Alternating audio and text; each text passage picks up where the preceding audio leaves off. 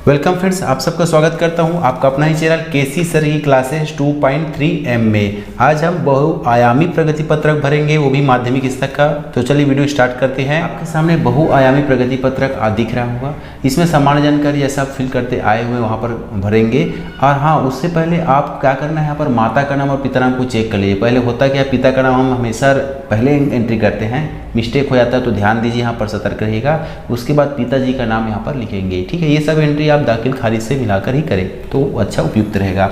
ठीक है, यहाँ पर मैं क्या बनना चाहती हूँ लिखा है तो बच्चे से पूछकर एंट्री करेंगे। ठीक है, सामान्य जानकारी है। अब इसके जो भावात्मक क्षेत्र है, साइकोपेडा क्षेत्र की ओर चले तो आपको यहाँ पर ग्रेड दिया गया है। चूँकि आप साल भर अध्ययन कराते हैं, बच्चों को अध्यापक संपर्क में रहते हैं, उस आधार पर उसका ग्रेड तय कर लेंगे। ठीक है, उसमें क्या ये जो पॉइंट दिया है, स्वनुशासन कितना है, नेतृत्व क्षमता के लिए आप कौन सा ग्रेड देंगे, पर्यावरण सुरक्षा स्वच्छता एवं जागरूकता के लिए कौन सा ग्रेड देंगे, साहित्यिक सांस्कृतिक एवं संप्रेषण वृत्ति के लिए कौन सा उस बच्चे को देख के है ना समझ के ग्रेड देंगे, और परस्पर सहयोग की भावना है तो किस स्तर की है वो आप देखकर भरेंगे। ठीक है, तो मैंने आप यहाँ सब फिलअप कर लिया है देखते हुए बच्चे को कि बी और बी दोनों वहाँ रहा तो उनका सकल ग्रेड दोनों को जोड़ेंगे तो बी ही आएगा। क्लियर है। यहाँ पर देखेंगे अगर जो नेतृत्व क्षमता मैंने जुलाई से दिसंबर तक ए ग्रेड भरा है, लेकिन जनवरी से मार्च तक देखता हूँ तो उसमें नेतृत्व क्षमता में कमी आई है तो बी ग्रेड भर दिया हूँ। ठीक है, अच्छा है, लेकिन उस हिसाब से बी ग्रेड एंट्री किया। तो आप सकल कैसे एंट्री करें तो ध्यान दीजिए, अग्रसर बढ़ते क्रम में हमको करना है। ए और बी रहे तो आप उसको क्या करेंगे, ए करेंगे, आगे बढ़ जाएंगे। ठीक है,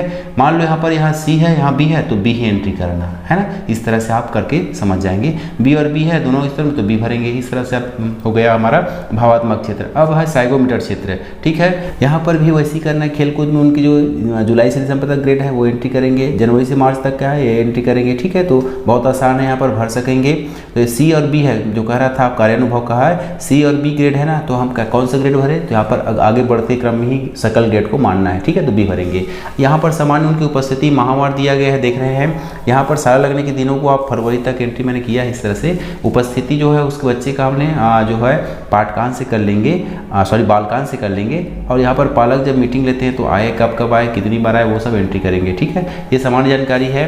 यहाँ पर देखेंगे कि यह प्रमाणित किया जाता है कि 2022-23 में कक्षा 7वीं में है ना अध्ययनरत है जो आयोजित त्रैमासिक आकलन में C+ ग्रेड लाता है, अर्धवार्षिक में C लाता है, वार्षिक पर होनी वहाँ एंट्री करेंगे।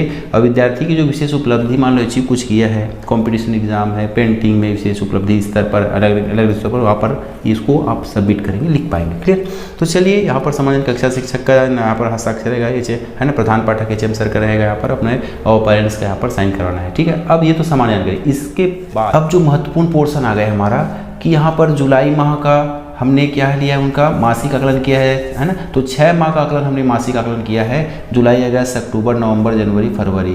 ठीक, योग। ठीक, तो यहाँ पर विषयवार दिया है, उस विषय में आपने प्राप्तांक जो लिखना है, ध्यान देना है प्राप्तांक किन किन का रहेगा। तो महत्वपूर्ण चीज़ यहाँ पर सभी जो त्रैमासिक, मासिक, अर्धवार्षिक, वार्षिक आकलन लेते हैं तो 2 सेक्शन में लिया गया, एक तो प्रोजेक्ट वर्क द्वारा और एक पेपर के द्वारा। दोनों के अंकों को जोड़कर हमें ग्रेड भरना है, इस बात को ध्यान दीजिए। यहाँ पर गलती मत कीजिए कि मान लो आपने अलग अलग एंट्री होती, 20 नंबर का पेपर लिया था और 5 नंबर का प्रोजेक्ट था तो 20 नंबर का अंक एंट्री करें, है ना। वो गलती आप बिल्कुल मत कीजिएगा। दोनों के योग का है ना, दोनों पूर्णांक 25 बनाता है, उनके जो प्राप्तांक रहेंगे उनको एंट्री करेंगे और साथ ही उनके ग्रेड का निर्धारण करेंगे। तो यहाँ पर 25 नंबर का जो हमने मासिक आकलन किया था जुलाई माह में, इन 6 विषयों का उनके जो प्राप्तांक मासिक इसमें जो पेपर लिए थे वो, और साथ ही साथ इसमें जो उनको प्रोजेक्ट वर्क दिए थे उन दोनों को ऐड करके इस तरह हम भरेंगे। ठीक है, तो कुल हो गया यहाँ पर 96 नंबर लाता है ना। और पेपर हो रहा है पूरे 25 का, तो 25 यहाँ पर 25 से का 150 में लाता है 96 नंबर लाता है, ऐसा। क्लियर है। अब इसी का हम परसेंट बना लेंगे, है ना। तो 150 में 96 नंबर आता है, उसको आप आसानी से परसेंट बना सकते हैं। अब आगे बढ़ते हैं। इसी तरह हर महीने का आपको फिलअप करना है। ठीक है, मैं आपको ग्रेड कैसे निकालना है, ग्रेड के जो तरीके हैं या वो सारणी में आपको प्रस्तुत करूंगा इस वीडियो के अंत में। वीडियो में बने रहिएगा और चैनल में नए हैं तो इसी तरह के वीडियो आपको देखने हैं तो ज़रूर सब्सक्राइब कर लीजिए, ताकि जैसे जैसे नज़दीक आएगी पेपर तो इस जो बहुआयामी प्रगति पत्रक भरना है कुछ दिक्कतें आ सकेंगी, उनके लिए नए नए वीडियो बनते रहेंगे तब, है ना। तो चलिए ऐसे आप सब कंप्लीट कर लेंगे, है ना। इन सब को जोड़ेंगे तो आ गया योग, आ गया इधर भी योग आ गया, इधर भी आया योग। 6 विषयों का योग। यहाँ पर अलग अलग माह के 6 पेपर लिए, उनके हिंदी विषय के 6 बार एग्जाम लिए हैं, 6 मासिक टेस्ट हो, उनका योग ठीक है। ये भी 150 में 105 नंबर, इस तरह से अब कंप्लीट कर लेंगे। तो अब जहाँ पर हमें देखना है, क्या देखना है, ये सब कंप्लीट करने के बाद हमें त्रैमासिक आकलन जब भरेंगे वहाँ पर हमें क्या करना है, ग्रेड भरेंगे। यहाँ भी क्या होता है, प्राप्तांक प्लस जो पेपर लेते हैं प्लस प्रोजेक्ट वर्क देते हैं, दोनों का योग यहाँ पर क्या करेंगे, पूर्णांक प्राप्तांक के रूप में एंट्री करेंगे, ठीक है। तो इस तरह से हर पेपर जो है 100 नंबर का हुआ था, तो ये हो गया हमारा 100 में मिलता है 45 नंबर, 52 नंबर, इस तरह से विषयवार आप भर एंट्री करेंगे और उसके साथ ही ग्रेड आपको दिया है। ये सबको आप डिटेल से मैं बताने वाला हूँ, तो इस तरह से कंप्लीट कर लेंगे अर्धवार्षिक तक।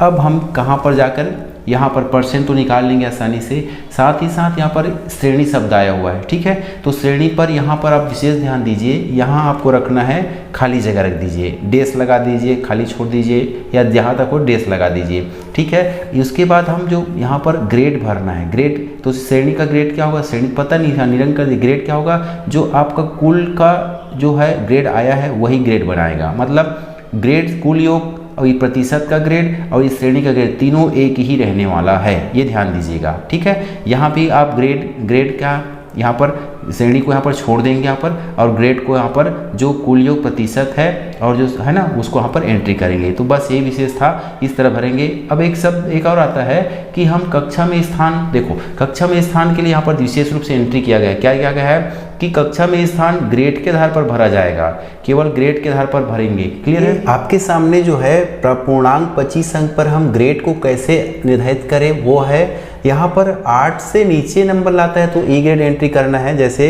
अभी तक तो कोई नहीं लाया था, आप देखे होंगे। अब आगे बढ़ते 9 से 10 नंबर लाए तो डी ग्रेड में उसको डी ग्रेड को अंकित करना। 11 से 12 नंबर लाता है, 11 भी और 12 भी, तो आप सी एंट्री करेंगे, ठीक है। इसी तरह 13 से 15 के भी चलता है, 13, 14, 15 नंबर आ जाते हैं ना, तो उनको सी प्लस एंट्री करना, ठीक है। आपके सामने इस तरह से पूरा ग्रेड है। तो यहाँ पर कैसे करें वो छोटे सीख लेते हैं, क्योंकि हमारे सामने जब देखे थे हमने कि यहाँ पर 100 के आधार पर है ना, प्राप्तांक के आधार पर ग्रेड निर्धारित किया गया है। अब हमारा जो पूर्णांक 25 है ना, तो इसका क्या कर देते हैं, 4 गुना कर देंगे, ठीक है। तो 25 का 4 गुना 100, या कहा जाए तो जो यहाँ पर जो क्राइटेरिया है 91 से 100 तक, इनको क्या करेंगे 4 से भाग करते जाएंगे ना, तो ये सब जो है आप आसानी से ग्रेड को इस तरह से बांट पाएंगे, ठीक है।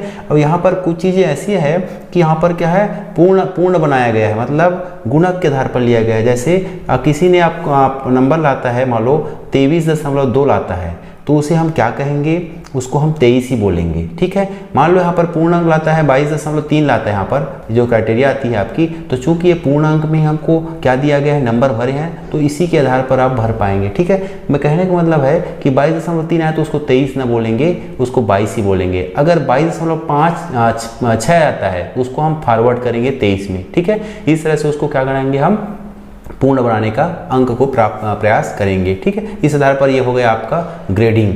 अब यह अगर पूर्णांक जो है हमारा 150 नंबर का रह जाता है, तब हम इसी आधार पर जो है 100 को हम 150 बनाएंगे, ठीक है। तो कैसे करेंगे, उसके लिए चलिए बढ़ते हैं। अब हमारा जब पूर्णांक जब 150 नंबर का रहे, तब उस पर ग्रेड के आधार अब इसी स्लेब से देख कर पाएंगे, ठीक है। ये भी आसान है, जो आपका वहाँ पर ये दिया गया था ना, वहीं से आप इसको ही बना पाएंगे। जैसे यहाँ पर है आपका कि 91 से 100 तक ए प्लस था, अब ये 100 नंबर के पूर्णांक पर है। अब हम 150 पर कैसे करें, तो इसको 91 को क्या करेंगे, 1.5 से गुना कर देना, ठीक है।